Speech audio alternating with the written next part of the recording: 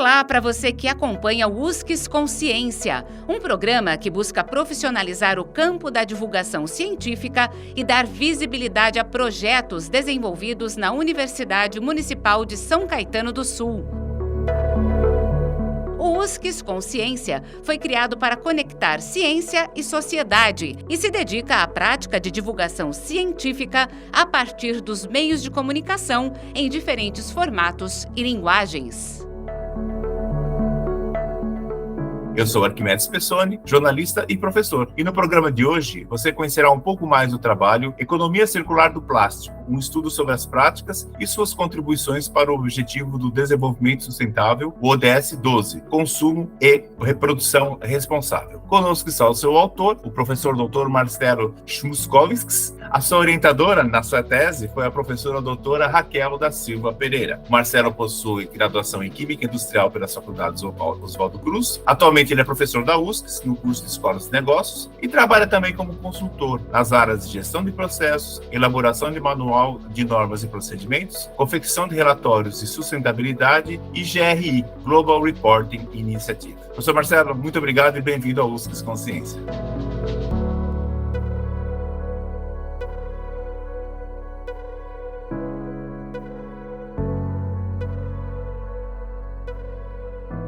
Agradeço o convite, é um prazer estar aqui e compartilhar um pouquinho aí do trabalho que eu e a minha professora orientadora, a professora Raquel, realizamos aí nos últimos 3 anos. Vamos então lá, que aliás foi um trabalho muito bom, muito denso, e vamos tentar trocar em miúdo aqui, porque as pessoas que, quando a gente está fazendo doutorado, a gente entra no mundo paralelo, né, e fica lá isolado e defende uma tese, e todo mundo não sabe o que a gente ficou fazendo 3, 4 anos da nossa vida, e a gente vai tentar explicar para eles, né? Primeiro, eu imagino que a sua atuação, vindo, né, da área de engenharia, né, e passando por administração, deve ter muita coisa a ver em relação ao seu tema, né? E lá no seu tema, né, a partir do teu problema de pesquisa, né, que é o seguinte, para quem ainda não leu o teu trabalho: quais práticas de economia circular do plástico podem contribuir para a ODS? E aí eu queria saber, né, a ODS 12, e assegurar os padrões de consumo e produção responsável. Eu queria começar, né, destrinchando o teu trabalho. Primeiro, práticas de economia circular. Por quê? Quais são essas práticas? Por que você escolheu o bendito do plástico, né? E a questão da ODS, né? O que é tal da ODS, Objetivo de Desenvolvimento Sustentável 12 da ONU? O que ela preconiza? A ODS foi uma agenda criada na ONU, onde envolveu 169 países, e ela possui 17 Objetivos de Desenvolvimento Sustentável, né?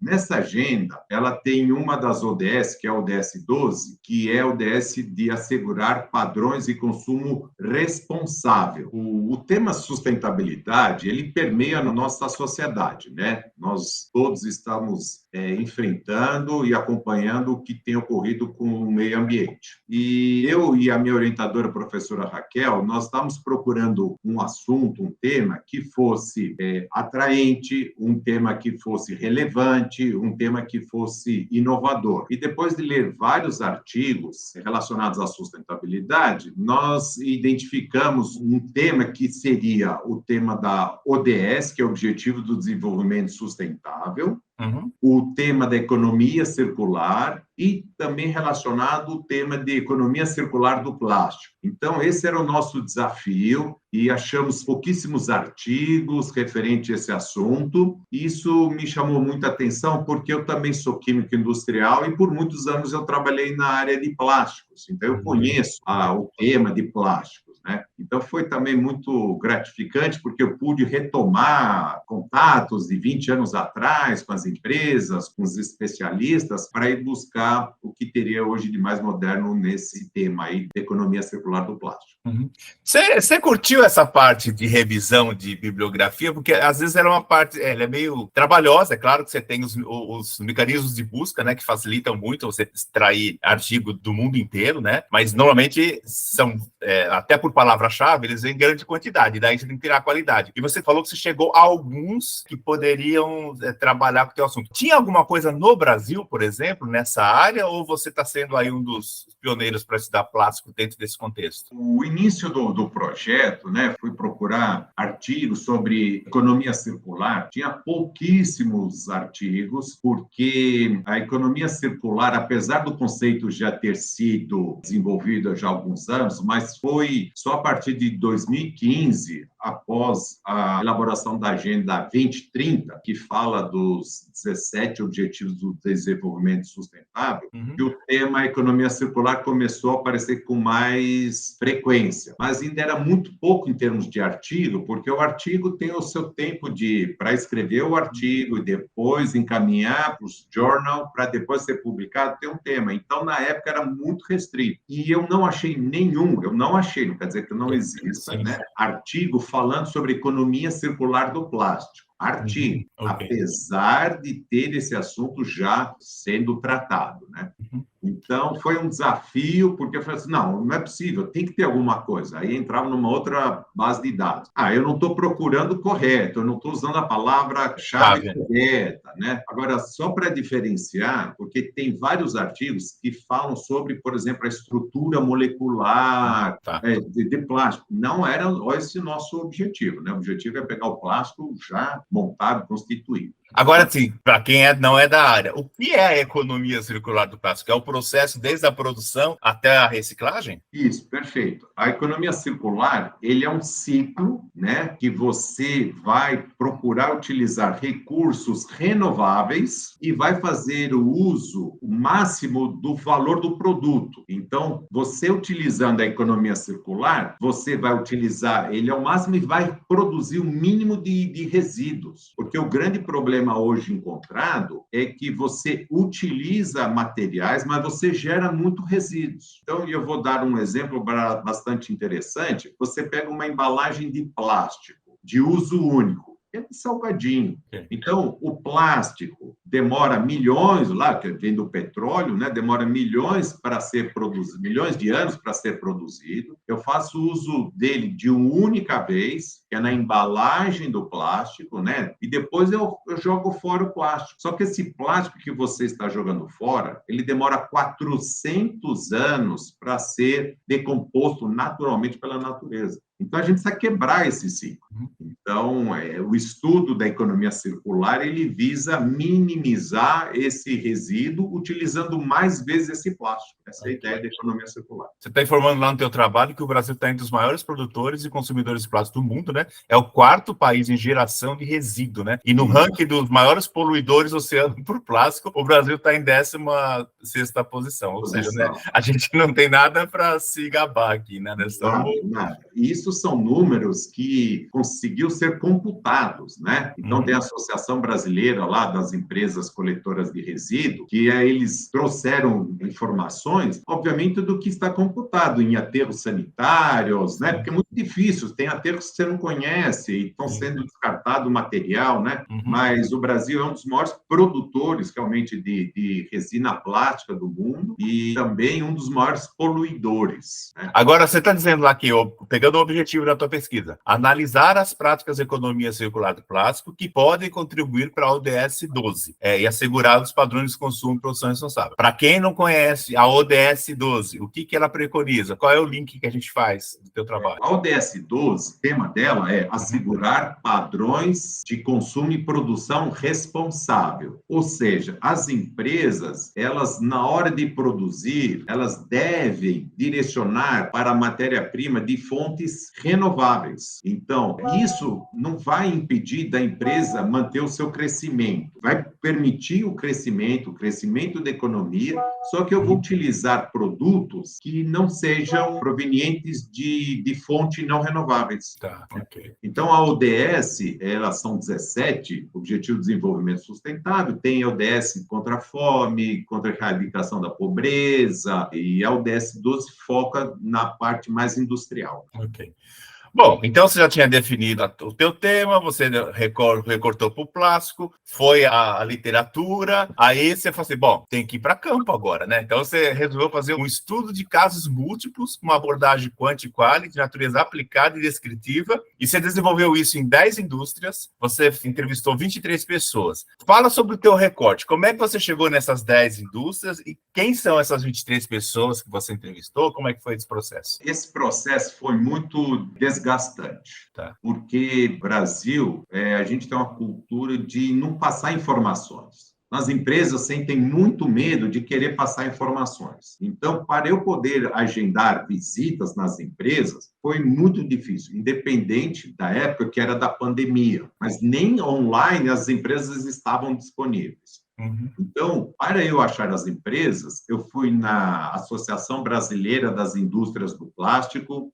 Lá na associação tem uma área destinada à rede pela circularidade do plástico, que são empresas que estão associadas. Eu fiz contato em todas elas. Algumas empresas têm um slogan, nosso DNA é economia circular. Quando você entra em contato com a empresa, não vamos participar. Não vamos, é decisão. Então, como é que você pode melhorar um sistema produtivo, uma tecnologia, se você não compartilha das suas dificuldades, né? Sim. Agora, você falou assim, você entrou em contato com todas, não estou falando de Brasil aqui, né? Não, essa rede pela circularidade, ela tem um número reduzido, acho que 35 ou 38 empresas que estão associadas. Ok. Eu entrei em contato, porque hoje pela internet facilita, com todas as 38, independente da sua localidade. Ok. Haja vista que 2 ou 3 empresas, uma é da Bahia, outra do Rio Grande do Sul, não estão aqui de São Paulo. Ok.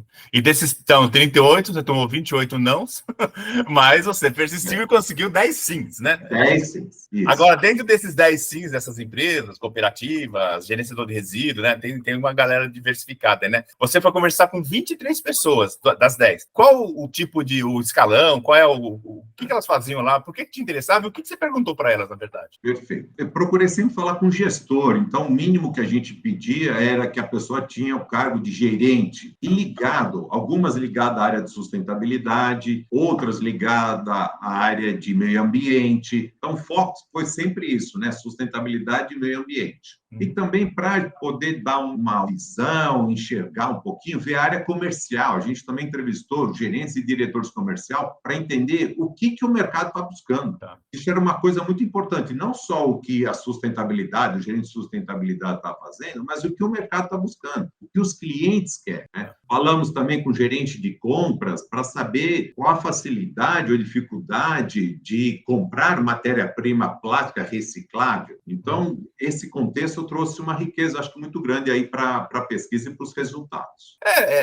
Eu sempre gosto de pesquisa de campo, porque você vai direto na fonte, né? O que a literatura diz, ok, mas assim, o que a pessoa fala para você, aquela história de na teoria prática é diferente, né? De repente, a pessoa que você entrevistou nem saiba o que é economia circular do plástico. Mas olha, aqui funciona assim. Aí você pega e teoriza isso. Me parece que uma das formas que você fez para teorizar isso aí, dos resultados, é trabalhar com o tal do framework, né? Que você aponta lá no finalzinho, que eu achei muito legal o desenho e tal, né? Isso já existia? É uma criação do Marcelo? Você botou tudo isso num desenhão lá, e o que é esse framework? Eu vou explicar, só que antes eu gostaria de contextualizar e voltar a uma coisa muito importante. Claro. A entrevista que utilizamos foi uma entrevista estruturada, que a gente chama de também entrevista em profundidade, né? Poderia ser. Então, da época da entrevista, eu mostrava um cartão com as definições, o que é economia circular, o que existe uma coisa chamada de variáveis, são 10 R's, as variáveis: recuperar, recusar, reciclar, reaproveitar, realocar, remanufaturar, enfim. Então, dava os conceitos desses 10 R's, a pessoa tinha o cartão, e aí eu fazia a pergunta. A ideia, a instrução era, veja a pergunta, veja o conceito e veja se você aplica ou não. Ah, tá. Então você já foi com o menu para o cara se saciar. E outra coisa, então a gente fez a entrevista, né, com gestores, vários gestores permitiram fazer visita na área fabril, na fábrica, Então, isso foi muito importante, que é a parte da observação, para ver o que ele estava falando, se condiz o que a gente está enxergando, né? Tem bem greenwash nessa história, né? Eu falo que eu faço, mas não... Não é. E depois a gente também fez uma parte da pesquisa chamada pesquisa documental. São relatórios de sustentabilidade, informações existentes no site, tipos de relatório, às vezes são informações que estão na Bolsa de Valores, né? No caso da Braskem. Então, a gente fez essas 3 fontes de dados, que é a entrevista, a observação e a documentação, e a gente juntou as 3 para ver, olha, o que a empresa está fazendo condiz com o relatório? Não. O que a empresa está respondendo condiz com as ações? Não. Então, você vê que tem uma distorção, uma distância muito grande, o que eles preconizam nos relatórios com o que eles estão executando. Essa tal da triangulação é importante quando tem um estudo de caso, para você ver onde é pegar os furos. Agora, assim, o seu feeling, né? Já que você foi em loco, né? Você conversou com um monte de gente aí. Você acha que essas coisas que eles afirmam fazerem não são mais ou menos... É má fé? É ignorância? É o quê? Assim, é desconhecimento? É o papel aceita qualquer coisa? Eu acho que é muito do que você falou. Primeiro, eu faço um relatório para mostrar como eu sou, né? Para mostrar para a sociedade. Você vai lá, olha, tem essas ações que eu estou fazendo, né? Isso é uma coisa. A outra é que, às vezes, a pessoa que está sendo entrevistada não tem nem conhecimento desses relatórios. Então, fica uma distorção muito grande, né? E, realmente, as ações hoje realizadas nas empresas são muito poucas mesmo, né? Eu gostaria de aproveitar aqui, eu escrevi um artigo sobre economia circular e sobre Environment Social Governance, que é o ESG, das empresas que possuem ações na Bolsa de Valores, B3. Então, na Bolsa de Valores, lá tem um grupo de empresas chamado ISE, Índice de Sustentabilidade Empresarial. Então, nesse artigo, que escrevi com a professora Raquel também, eu li, acho que uns 28 relatórios de sustentabilidade. Então, você via lá algumas empresas no relatório, dizendo, eu sou sustentável porque eu compro energia renovável. Você e todo mundo, porque aqui não tem energia de carvão. Cara, a empresa está localizada num lugar, então não tem outra fonte. Aí você vê um banco, por exemplo, falando de ação de economia circular, substituindo o copo plástico por canecas. Quer dizer, não faz sentido, sabe? É muito pouco. Isso a gente faz na nossa casa, né? Então, esses relatórios, eles estão muito a desejar. Agora, tem algum tipo de checklist, assim, para que você saiba que a sua empresa é sustentável, você tem que fazer as seguintes ações, como se fosse um checklist lá, para que a pessoa afirme, para que não fique muito etéreo esse conceito. Você falou, eu reutilizo o rascunho do papel, né? Fica aquele negócio de eco chato e desagradável que você ouve, né? E você, mas na prática não é isso, né? Tem algum, sei lá, framework, como você diz aqui, que a pessoa pode dar um check e falar assim, eu sou sustentável, ou eu estou no caminho certo? Muito boa a sua pergunta, porque o seguinte, para o caso dessas empresas que têm ações na Bolsa de Valores, que é o Índice de Sustentabilidade Empresarial, tem um checklist. Só que é você quem responde. Então, ele é autorrespondível, né? Não sei se o termo está... Mas é você que responde. Então, fala, você recicla o lixo? Sim, reciclo. Não tem uma auditoria para checar se está certo ou não. Então, você pergunta para mim se eu sou, é lógico que você vai falar que você é sustentável. Então, esse checklist existe, mas a maneira pela qual ele está sendo divulgado, não tem uma empresa ou uma auditoria para checar, olha, vamos fazer uma amostragem aqui, deixa eu ver o que você está falando. Você recicla o lixo? Recicla. Cadê a nota fiscal da reciclagem, do envio para o lugar certo? Não tem, né? Então, fica a declaração e, enfim. Né? Bom, Marcelo, depois, você deu um trabalhão danado, estudou, entrevistou, defendeu uma tese, aguentou banca, né? Vou falar um pouco da banca. Na qualificação, a tua banca de qualificação, você chegou com qual status do teu trabalho? Você já tinha feito alguma entrevista? Você tinha...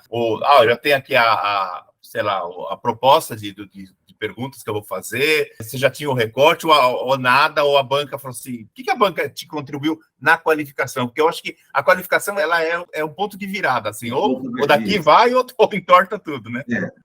É isso mesmo. Os professores bolsistas da USP, ele tem uma situação que ele tem que fazer o doutorado em 3 anos, né? E isso implica diretamente no tempo da pesquisa. Então, quando eu fui para a qualificação, eu já tinha desenhado na metodologia pesquisa quantitativa.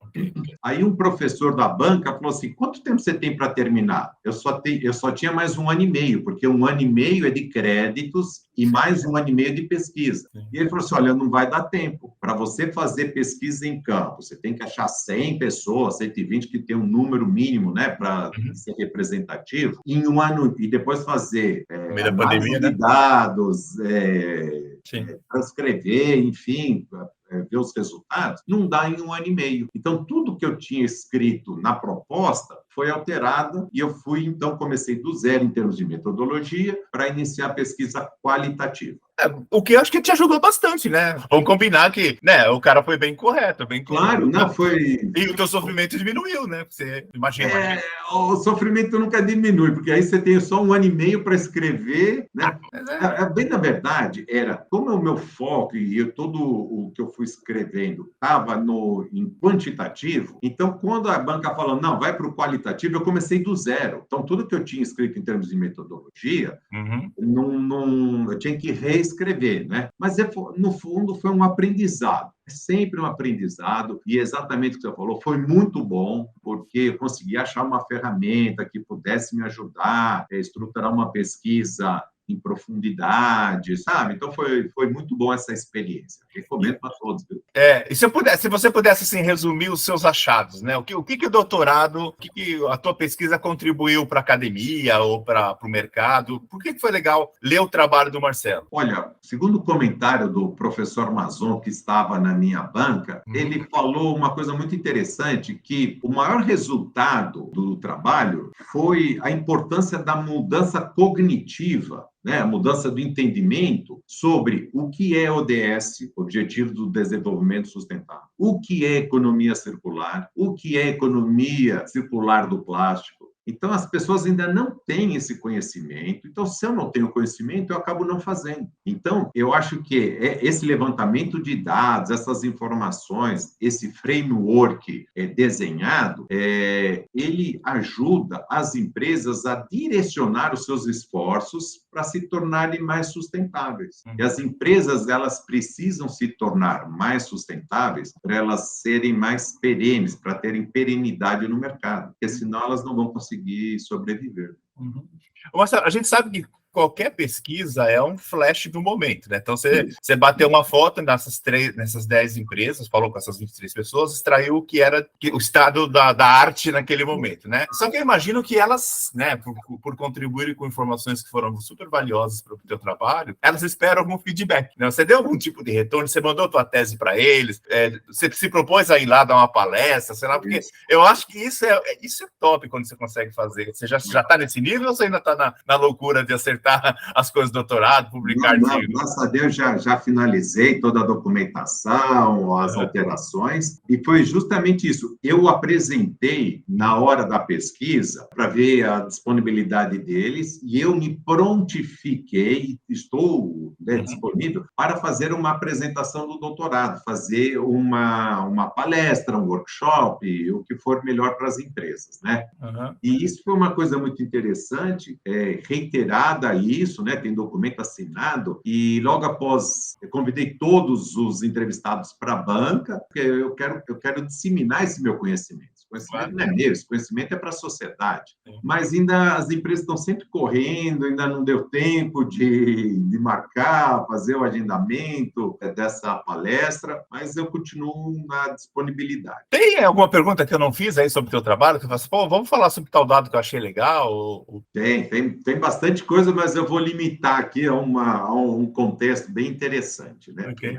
A gente tem acompanhado que várias empresas, brand owner, como GC Lever ou a Procter & Gamble, né, Eles têm determinado que as empresas que produzem as embalagens coloquem um determinado percentual de produto reciclado, recuperado. Okay. Então, 10% da embalagem que eu vou produzir de um produto vai ser de produto reciclado. Só que as coisas não funcionam assim, né? Então, o trabalho foi muito interessante, porque eu vi a cadeia inteira do plástico. Então, assim, eu vou vir de frente para trás. Então, para o fabricante, que ele vai fazer ou a injeção, ou o sopro, ou a extrusão, né, a embalagem, para ele usar 10% da matéria-prima recuperada, ele precisa que tenha fornecedores suficientes para me entregar esse material.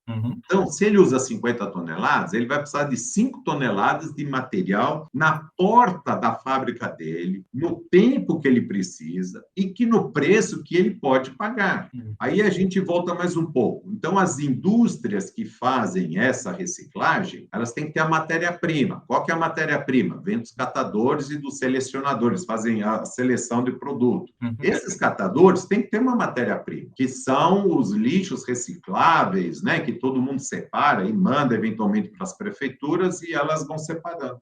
Só que tem um fator muito importante, que é o preço. As pessoas só vão vender, vão dar prioridade para separar um produto se tiver preço competitivo. Então, se a lata de alumínio hoje paga, exemplo, 10 centavos o quilo, exemplo, né? 10 centavos o quilo, e o plástico paga 3 centavos, todo mundo vai querer trabalhar com alumínio. Então, eu preciso ter uma garantia de preço, é o que a gente colocou, inclusive, na proposta do doutorado, preço mínimo garantido, independente da volatilidade do mercado. Porque se não aponta lá, que é o fabricante, não vai ter matéria-prima.